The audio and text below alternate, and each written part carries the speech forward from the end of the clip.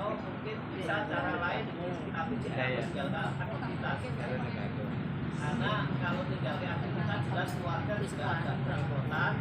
Jadi semoga kalau sambil aktivitas nanti juga enggak bisa kelar-kelar.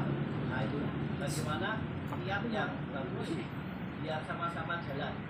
Baik, jadi matur nuwun Pak Haji Korek, mudah-mudahan mewakili yang lain. Jadi dan itu juga menjadi keluhan banyak jamaah. Saya itu ingin menghafal, tapi kan saya kalau mondok kan tidak mungkin.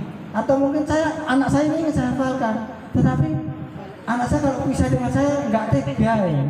Nah, jadi kalau sekarang kan sudah gampang. Jadi bisa menghafal dari rumah, tidak harus mondok. Ya, jadi masalahnya itu kan waktu. Ya. Jadi saya tadi sudah matur bahwa menghafal Quran tidak akan pernah mengganggu aktivitas apapun. Kenapa? Karena Al-Quran hanya minta 30 menit setelah tahajud. Kalau misalnya tidak sempat tahajud, 30 menit setelah subuh. Tidak banyak. 30 menit nyuwun sewu. Coba besok buktikan dan WA saya hasilnya seperti apa. Coba cari halaman yang panjenengan tidak hafal. Dicoba. Terus apa keluh kesahnya? Bisa WA ke saya. Jadi kalau saya program menghafal dari rumah, jadi sudah banyak dari seluruh Indonesia yang follow saya sudah banyak sekali, terutama masa pandemi ini. Kalau dihitung sangat banyak. Nah itu efektif. Jadi kalau pertanyaan bagaimana caranya biar tidak mengganggu aktivitas, jadi manajemen waktu jawabannya bahwa waktu menghafal itu jangan di waktu kerja, jadi bisa setelah tahajud atau setelah sholat subuh 30 menit saja. Setelah itu yang dihafal tadi itu dicoba diulang, didengar ketika sambil di jalan, ketika sambil aktivitas. Jadi insya Allah tidak mengganggu. Kemudian mengulangnya kapan? Mengulangnya setelah sholat, sebelum sholat fardu kan ada qabliyah. Itu diulang di situ nggak apa-apa. Kalau misalnya sholat sunnahnya mungkin khawatir telat, maka untuk menunggu qomat setelah sholat sunnah, jadi dibaca di situ. Setelah badiah juga dibaca.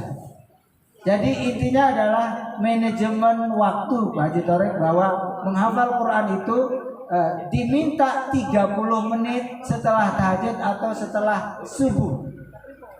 Setelah itu diulang saat sholat sunnah, bisa setelah qabliyah atau sebelum ba'diyah. Jadi setelah sholat waktu, wiritanya untuk sementara sampai menghafal Quran 30 juz itu adalah dengan menghafal Quran. Dan insya Allah itu langsung saya. Dan selama ini tidak ada yang terkendala. Misalnya hafalan saya hilang, selama ini tidak. Jadi insya Allah saya. Jadi mengulangnya adalah bersamaan dengan sholat fardu. Jadi bisa sebelum dan setelah, menghafalnya 30 menit setelah tahajud atau setelah sholat subuh.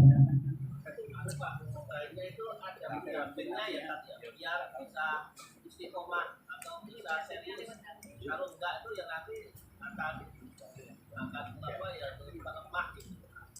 Benar sekali Pak Haji Torek bahwa memang harus ada tergabung. Jadi kalau saya kan ada istilah komunitas menghafal dari rumah.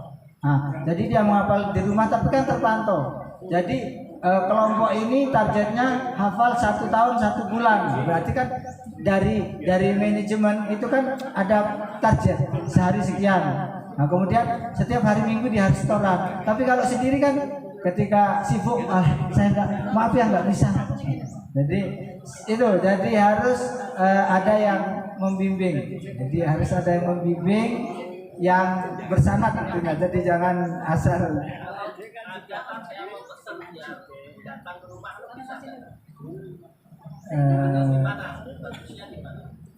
Bagusnya kalau misalnya program menghafal Quran itu daftar saja terus nanti dipandu dari rumah. Tetap di rumah, tidak harus ke sana. Paling ke sana itu nanti kayak begini pas ada kesepakatan sekali sebulan, nah itu untuk menghafal bersama yang sudah dihafal. Jadi tidak mengganggu aktivitas yang lain. Proses menghafal Quran tetap jalan. Kirang langkung kata. Matur nuwun atas pertanyaan Ibu.